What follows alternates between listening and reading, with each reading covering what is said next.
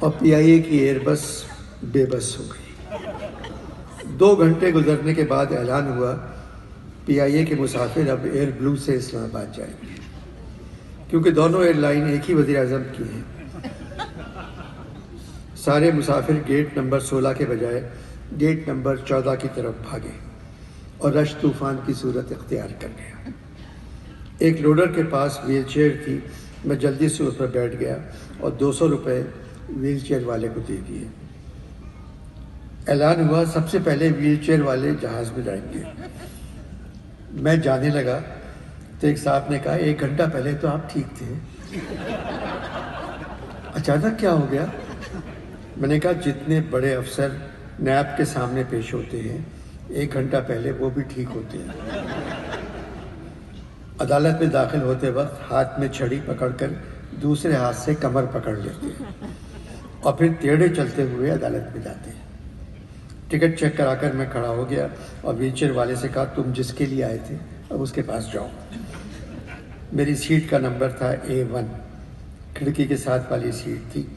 جہاز میں بیٹھ کر مجھے معلوم ہوا یہ ایئر بلو کا جہاز نہیں ہے، ویٹنام کا جہاز ہے۔ میں نے ایئر ہوسٹس سے پوچھا خاقان عباسی نے یہ بھی خرید لی؟ ایئر ہوسٹس نے کہا ایئر بلو نے 2 جہاز کرائے پر لیے ہیں۔ میرے ساتھ والی 2 کرسیاں خالی تھیں، دونوں پر 2 خواتین آ کے بیٹھ گئیں۔ تندرستی 1000 نعمت ہے، مگر جب تندرستی کروڑ نعمت بن جائے تو بہت مشکل پیش آتی ہے۔ ویٹنام کے جہاز کی سیٹیں 12-12 انچ اتنی چھوٹی چھوٹی۔ میرے ساتھ والی خاتون بری طرح سیٹ میں پھنس چکی تھی۔ سیٹ کے ہتھے کے نیچے سے کافی حد تک مجھ تک پہنچ چکی تھی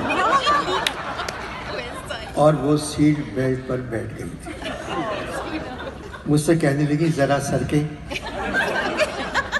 میں نے کہا محترمہ اب میں سرکا تو کھڑکی سے باہر ہوں گا۔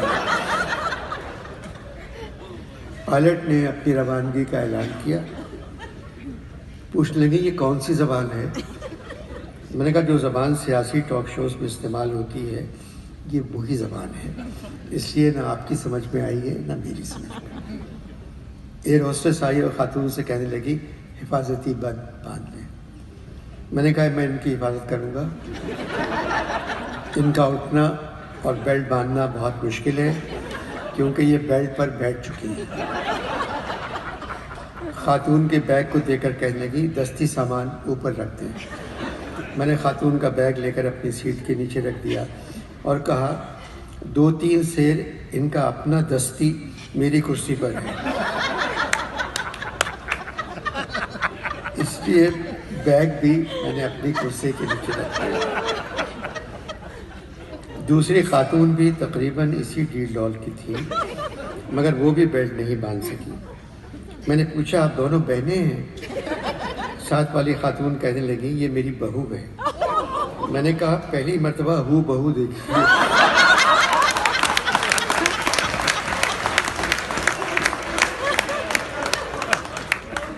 سب سے سامنے والی سیٹ اگر ہو تو اٹھ کے اس کو پکڑ کے آپ، کوئی سیٹ سامنے نہیں تھی، اگر پیچھے ہوتی تو سامنے والی سیٹ کو پکڑ کے کوئی اٹھ سکتا تھا۔ سب سے سامنے والی سیٹ تھی اس لیے آگے والی سیٹ کو پکڑ کے اٹھنا قدرے آسان ہو جاتا ہے۔ میں نے دونوں سے کہا اگر آپ لوگوں کو غسل خانے جانا ہے تو ابھی ہو آئیں۔ میری بات بہو کی سمجھ میں آ گئی اور وہ چلی گئی۔ یہ اپنی کرسی پر بڑی جدوجہد اور اذیت کے ساتھ بیٹھ گئیں اور ایئر ہوسٹس نے گریبان سے ذرا نیچے ان کی سیٹ بیلٹ باندھی۔ مجھ سے پوچھنے لگی اسلام آباد جا رہے ہو؟ میں نے کہا اگر جہاز اسلام آباد پہنچ گیا تو میں اسلام آباد جا رہا ہوں۔ میرا کندھا ان کے کندھے کو بری طرح چھو جاتا۔